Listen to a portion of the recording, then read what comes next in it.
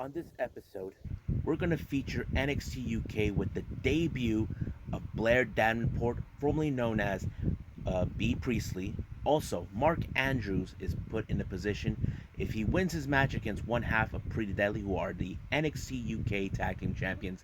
He and his partner Webster will get a tag team title shot. We even got Impact Wrestling, which are getting closer and closer to their biggest pay-per-view, Slammiversary, but also going to review All Japan Pro Wrestling Champions Carnival, which is an annual tournament to determine who will be facing the Triple Crown Champion. So, let's get started with another episode of Deleted Wrestle Zone.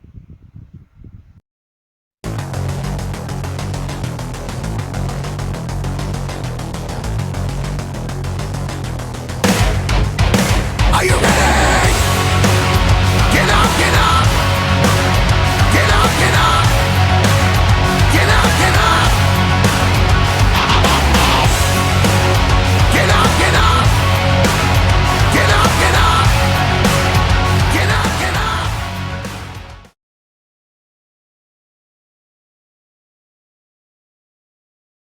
Welcome everybody to Deleted Wrestle Zone. All things that it's pro wrestling with AEW, NXT, New Japan Pro Wrestling, Impact Wrestling, the National Wrestling Alliance, various promotions, wrestlers, matches, and championships. I am your host, Jay, right here. So let's begin with NXT UK with the opening match, Nathan Frazier taking on Kenny Williams. Now, this match was set due to the fact while Nathan Frazier was training, he gets interrupted by the most cockiest and most arrogant person in the NXT roster, Kenny Williams. So this match was set. However, this was a very different match. As you know, Kenny Williams have changed. He's been using tactics where he allows himself to cheat, believing that he is the better person.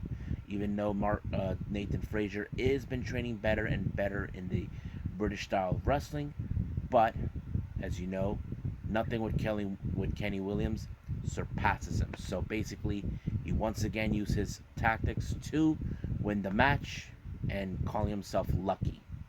So we'll see when his time is running out. But I have to say the match was okay, but not the best one. But we'll find out more. Now, recently we have been seeing Rampage Brown and Joe Coffey kind of like acting like a bunch of kids who don't know what to do. So they ended up in the principal's office, which is Sid Scala's office. But apparently he wanted to discuss some matter of importance privately. So we don't know what it could be. Now we do know that Walter is putting his NXT UK championship on the line against Ilya Dragunov for a second time.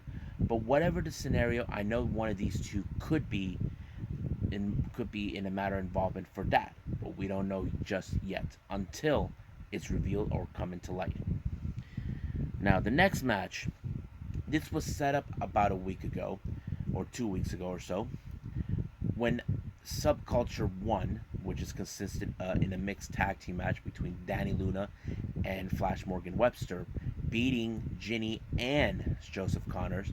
Pretty Deadly were pretty sure that they will never get another tag team titles. However, Sid Scala came up with the perfect solution that he was going to put Sam Lewis Howley to face Mark Andrews in a singles competition against him. However, if Mark Andrews wins the match, they get a tag team title shot, but it worked perfectly. Not to mention Stam Stoker, who was, of course, running interference. He got himself handed to them, not by just Webster, but also with Danny Luna. So they did not see that coming, allowing for a much better opening for Mark Andrews to pick up a victory, and now declaring themselves as the number one contenders for the NXT UK tag team titles.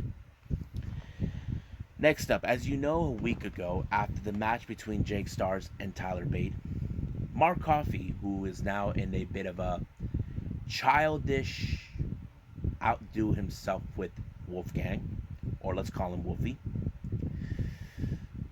challenges Tyler Bate. He gave him a slap in the face, kind of like a duel, like, whapa! I challenge you to a duel. So basically, Tyler Bate gave his thoughts. He said all he had to do was ask, but you know how these guys are. I don't think they they're in it for the funs and thrills. I think that's what they're all about. Next match, we have Laura Di Matteo taking on the debut of Blair Davenport. I know some of you would say that looks like Bea Priestly. Yes, it is her. I have to say she did a pretty impressive job on her debut. In post match, she did put the entire locker room on notice. Now, do we think that Blair Davenport could go for the NXT UK Women's Championship? That maybe is yet to be seen. It's too early to tell, but however, we'll see that. But it was a good match. I felt like they could have put her with a much bigger talent, like either Jenny or Amelia or whoever. But this will do. Like, give a little preview what you can do down the line. Next up, of course, Ginny has recently been sending a message to Aoife Valkyrie, calling her a fraud. Now, the reason she's attacking her character was because we all know what happened a while back. Aoife Valkyrie issued the challenge to the final boss, Meiko Satomura. Basically, her undefeated streak has come to an end thanks to Meiko Satomura, and now Ginny wants to prove a point. You were unstoppable, but now you're not. But now you're lying to yourself, thinking everything is fine. So Ginny is like to attack people, thinking they don't deserve to be in NXT UK. We don't know when that challenge will take place between both Ginny and Aoife Valkyrie, but I'm kind of excited to see this happen. Now, a couple weeks ago, we witnessed something strange. Rohan Raja aligned himself with Tailman, and it was revealed when he was injured, Tailman took care of him. But now Rohan Raja has pledged his allegiance to, of course, Tailman. But he did stated that they are set to tag against Oliver Carter and Ashton Smith. Basically, this rivalry between them is far, far from over. Now, the main event, we got Trent Seven versus Eddie Dennis. Now, this match was set up because Eddie Dennis interrupted Trent Seven's little, interview that he had. But, of course, Eddie Dennis, who's sadistic, who doesn't give a damn, it's all about sending a message. But the match was pretty good. However, Symbiosis did show up, tried to cause an interference, but it did not help. Trent Seven was able to pull off the victory, but of course Symbiosis actually tried to give him a beatdown. But Tyler Bates showed up, but he didn't come alone. He brought a pair of nunchucks. So basically, he acted like a ninja. I don't know if he's like the Mustache Mountain of Bruce Lee, which is kind of cool. I would definitely like to see more of that. That's pretty good. So I think that's it right now with NXT UK. Let's move on with Impact Wrestling.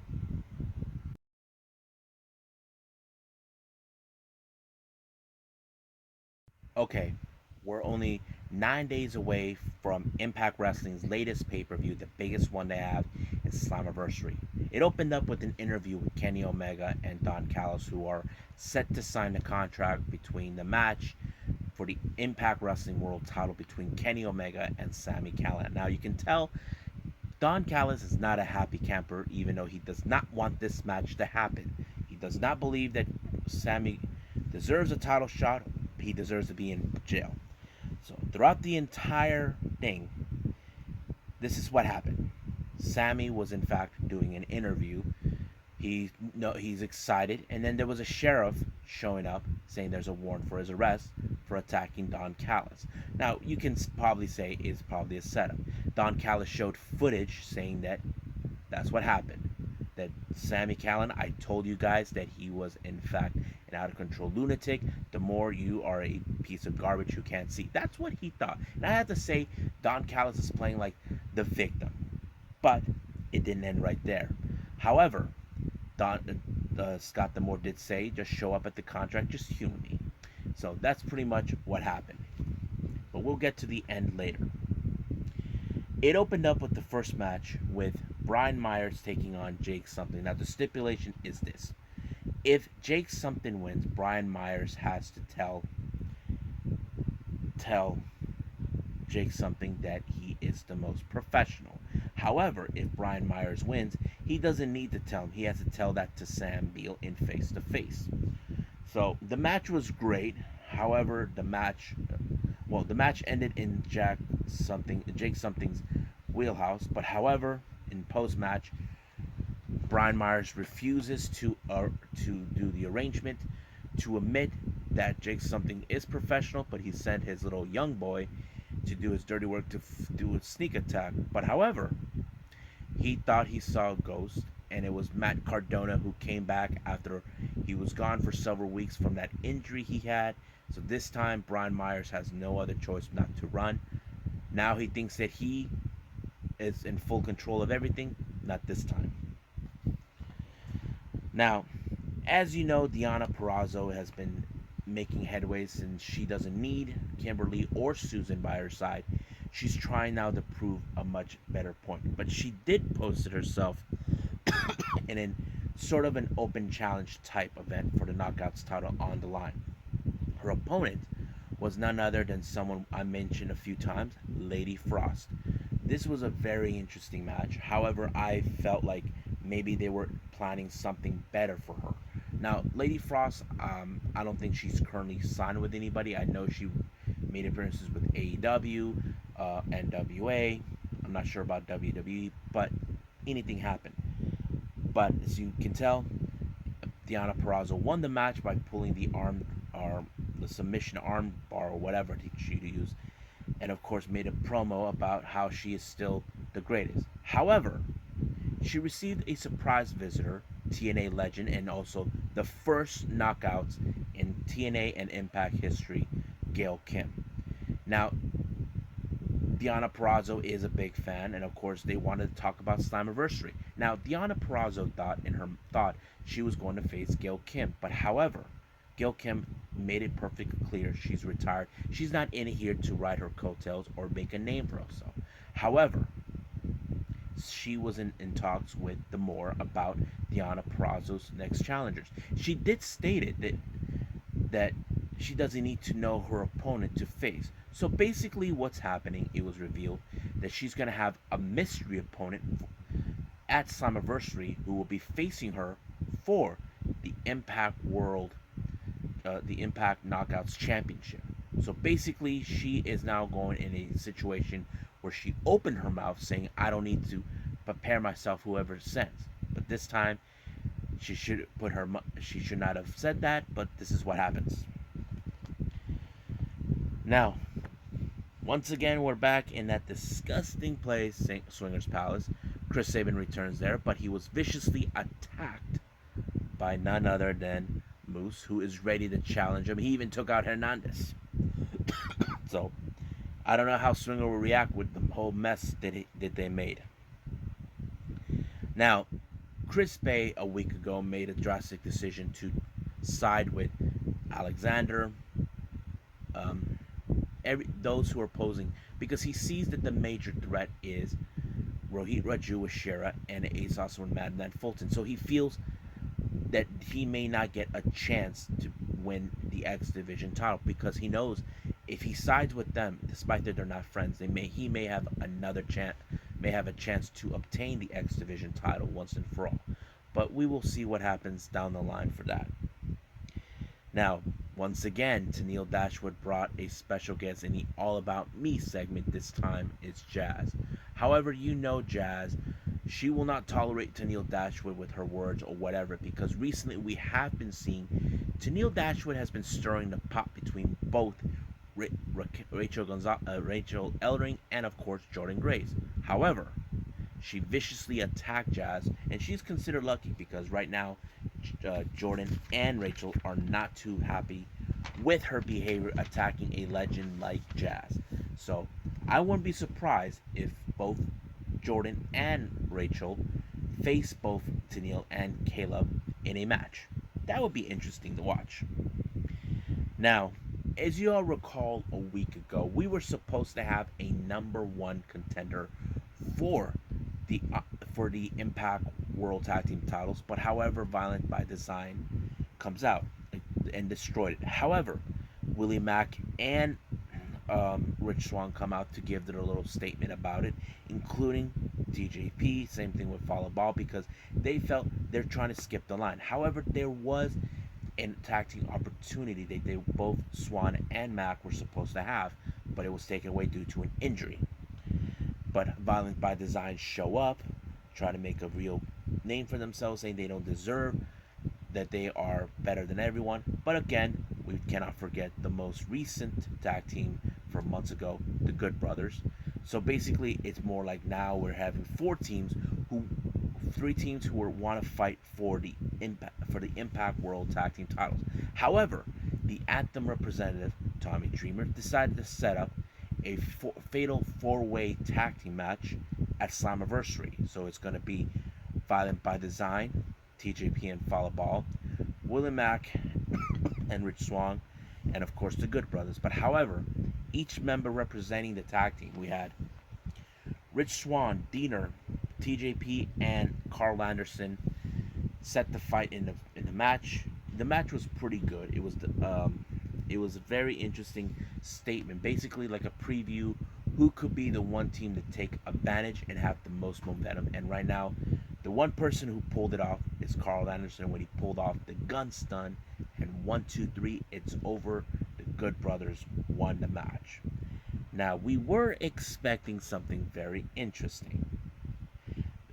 I did skip a match. We had Rosemary and Havoc taking on Kimberly and Susan. However, their match kind of did not go their way. Havoc and Rosemary are now becoming a formidable force, but however, they are dealing with, of course, the Knockouts Tag Team Champions. But Kimberly basically, how do I say this? Made a deal with the devil. Again, if you guys know who I'm talking about, I'm talking Father James Mitchell. Yep, he's back. But once again, he tells her, are you sure about this? Now, remember, when she was still aligned with Deonna Purrazzo, they got rid of Su Yung. Susie did not come back. Instead, they got Susan. So, the real question is remaining, who's coming out? Is it Susie, Su Yung, or Suzette, or Zuzu, Zuki? I don't know. But it seems interesting. But we'll just wait and see what happens.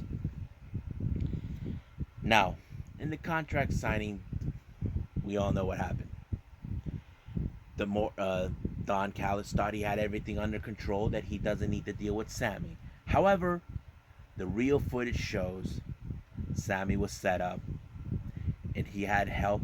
Don Callis had help with 2 other people, and that's what happened. Sammy showed up. Oh my God, he power drive Kenny, then he power bombed through the table, making Don Callis be helpless, knowing he warned him that he was going to hurt him bad. And I don't think Kenny expected that, or Don Callis did. But could this be the beginning where finally Sami Callihan can dethrone Kenny and bring back the Impact World title back to Impact Wrestling once and for all? So we'll see what happens next week.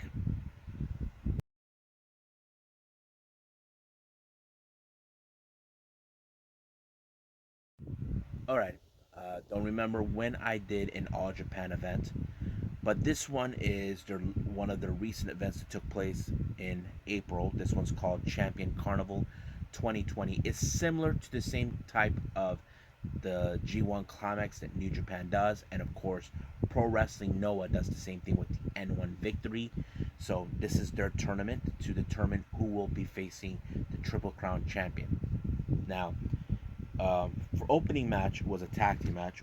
This was on the 9th of April. This is day 1.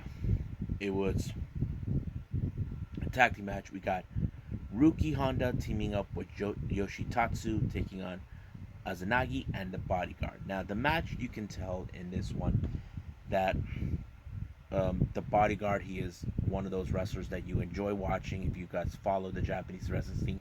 I have been watching this guy. He made appearances not only in All Japan, but also down in Dragon Gate. But he was a very interesting character. But however, the way I see it, Honda is not a full-time wrestler. I think he's a young boy learning in a dojo, and that kind of gave the advantage for Izanagi and the Bodyguard to win. Now, the next 5 matches, they're all part of the Champion Carnival match. Now, if you guys remember the point system, if you win your match, you get 2 points. If you did not beat the time draw, it's 1 point each. And of course, if you lose, it's 0 points. The first match of the Champion Carnival 2020 is Koji Doi taking on Suji Ishikawa. It was a very interesting match because I've always I have noticed how Ishikawa is a very strong wrestler. Doi, he's very capable, even though he's a member of Total Eclipse, but he was still no match for Ishikawa, and Ishikawa won his first match with 2 points on this one. Now, the next match is Kohei Sato of Pro Wrestling 01 taking on Suwama, who is the current Triple Crown champion. Now, I would have assumed Suwama would win because normally champions like them, they continue on, but somehow Kohei Sato was able to overcome it. I did not expect it a whole lot, but I don't know if Kohei Sato is one of the top competitors in Pro Wrestling Zero, because not only that, he's not the only one, even his boss is there too, and I'll get to him a little bit. But surprisingly, it was Kohei Sato the one, pinning him with the 1-2-3. It was very surprising and an upset to me when I heard about this. Next match, we got Yuma Aoyagi taking on the founder of Pro Wrestling 01, Shinjiro Otani. I did not expect a whole lot because I would have thought Yuma would win, but it was Otani who pulled off an amazing victory. He's a veteran. You know, sometimes we get those veteran types that win their matches and boom, it wins like that. So he actually won his match. Next match, we got Shotaro Ishoni taking on the leader of Total Eclipse, Jake Lee. Now, this match went a lot more quicker. Basically, it appears like Jake Lee could be the one who could win the match because he's been making headways since forming Total Eclipse, but he actually somehow outdo Oshino, proving a point that this is his world, that he deserves to win this tournament and become Triple Crown champion. And finally, then the final match is Kento Miyahara taking on Zeus of Purple Haze. I have to say, this was a very good match. Now, I was a bit biased in this match. Reason is, Kento Miyahara is one of the most charismatic top wrestlers in all Japan. But Zeus, he is the most dangerous but more prepared, and he's ready to fight type of wrestler. But I did not expect how this was going to end. But Zeus pulled off with an amazing victory when he put Kento Miyahara in a submission, forcing him to tap out and win the match, gaining 2 points and advancing a little bit more. Hopefully, this is too early when I do these reviews, but I will continue to do my best to catch up with everything else in this tournament. So let's right now move on with day 2.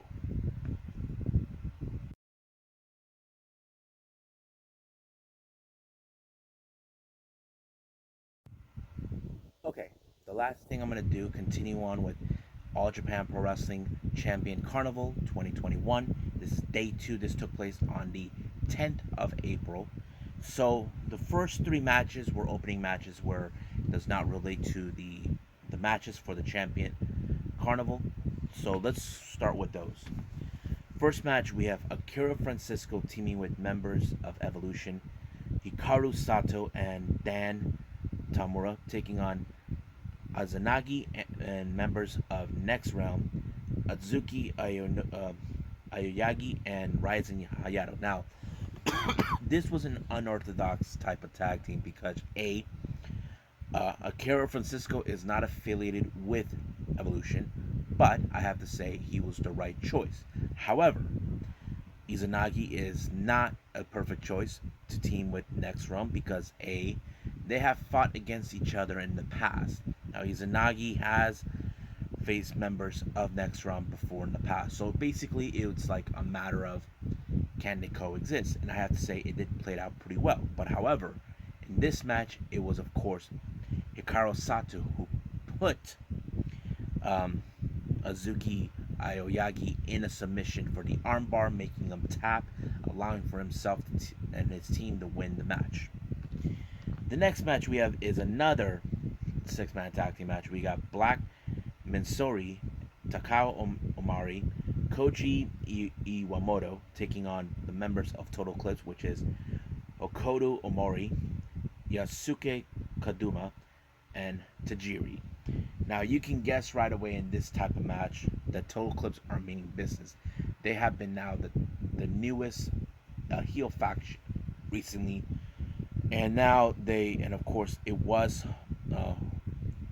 Udoka who pulled off the victory against a team when he pinned Takao Omari for the 1-2-3. Next match is a tag team match. We got Ryuki Honda, who is of course the current young boy, teaming with Jomi So, taking on another young boy, Ryoji Sai and Yoshitatsu. Now this match was a lot more different from the previous, but it's okay. It was a real fun match, interesting. They see two young boys on the opposite side with masters right up the opposite side. But however, in this particular one, it seems Yoshitatsu was the better man to pull off the victory for his team when he pinned the 1-2-3 on Honda, and that is over. Now, let's get to the Champion Carnival matches. We have for the first match, Shotaro Oshino taking on Yuma Aoyagi. It's very interesting because I was assuming in this particular, these are two men who started out with no points whatsoever. They lost both their matches, but this was a very interesting match to put them in. But some of you probably would wonder how this match will go. I didn't expect a whole lot. I was a bit biased because I did not know, but I was surprised that Yuma Aoyagi was able to pull off the victory, pinning Shotaro for the 1-2-3, gaining himself 2 points and leaving Shotaro with 0 points. Koji Doi taking on Kohei Sato. This was a very interesting match. The basically in this particular match, we know that Doji lost his first match. Kohei won his first match, but it was a very interesting match how it goes. I did not expect it. Now, I would have assumed Kohei would win this one, but however, Koji Doi actually pulled it off when he pinned Sato for the 1-2-3. The next match, we have Zeus taking on Shushi Shikawa. This was a very tough match. I have to say I was not expecting a whole lot, but I have to say, watching Zeus, I may think of him that he could be one of those guys that wins the entire carnival, the Champion Carnival. But we'll see when we cross that bridge. He pulled off with another armbar victory on this one. The next match we have Kento Miyahara taking on Shinjiro Otani. It was a good match, I have to say. We got the veteran and the much primus wrestler in this match. I have to say I loved it. It was a really good match. But however, the best man won, and it was in fact Kento Miyahara gaining his first 2 points in this particular match. Now the main event, we have the leader of Total Eclipse, Jake Lee, taking on the current Triple Crown champion, Suwama. What an amazing match. I have to say I did not expect a whole lot in this one because I was assuming in the back of my mind, as Jake Lee, he is trying to make a name for himself, be the top heel that he is. But however, Suwama, who is the current top champion, he was able to pull off the victory by pinning him the 1-2-3, leaving Jake Lee stunned. Now let's talk about the point system in this one real quick. So basically here, this is what we have. Suwama only has 1 loss, 1 win, so he has 2 points. Zeus, he has 2 wins. Basically, he's in the lead with 4 points. Kento Ohara, 1 loss, 1 win, 2 points. Suji Shikawa, 1 win, 1 loss. Same thing with Jake Lee, 1 win, 1 loss. They both have 2 points. Yuma Aoyagi, 1 loss, 1 win, 2 points. Shotaro Ishino, 0. He has no wins but 2 losses, so that gives him put him in the lower ranking. Koji Doi, 1 loss, 1 win, 1 point. Kohei Sato and Shinjiro Otani, they both have 1 point each of the one win each. They gave them 2 points. So far right now, Zeus is the one winner. Now I want to keep in mind for everyone, I may not review a lot of the Champion Carnival events from where I'm watching it, because they did not have all 10 days. Only certain days. They only have 6 days. Right now, the upcoming ones I will follow will be day 4 and 5. So there's no day 3 whatsoever. But I'll do the best I can to catch up on the wins on that. I cannot review what the matches, how it happened, but we'll see where they're gonna go. But for now, I'll end it right here. Continue more with All Japan the next episode. Well, I hope you guys enjoy this episode of me reviewing NXT UK, Impact Wrestling, and 2 events by All Japan Pro Wrestling. Coming up, we got 205 Live, New Japan Strong, and of course, 2 more days of All Japan Pro Wrestling with more on the Champion Carnival 2021. It's going to be exciting. Keep in mind, I'm gonna have to skip day 3 since there is no day 3 in this particular event. But I'll do the best I can to catch up how the points are from all competitors as much as possible. But for now, I'll see you guys in the next DWZ time. Same DWZ channel. I must bid all of you guys adieu. So, goodbye. Mwah. And have a nice day. Bang.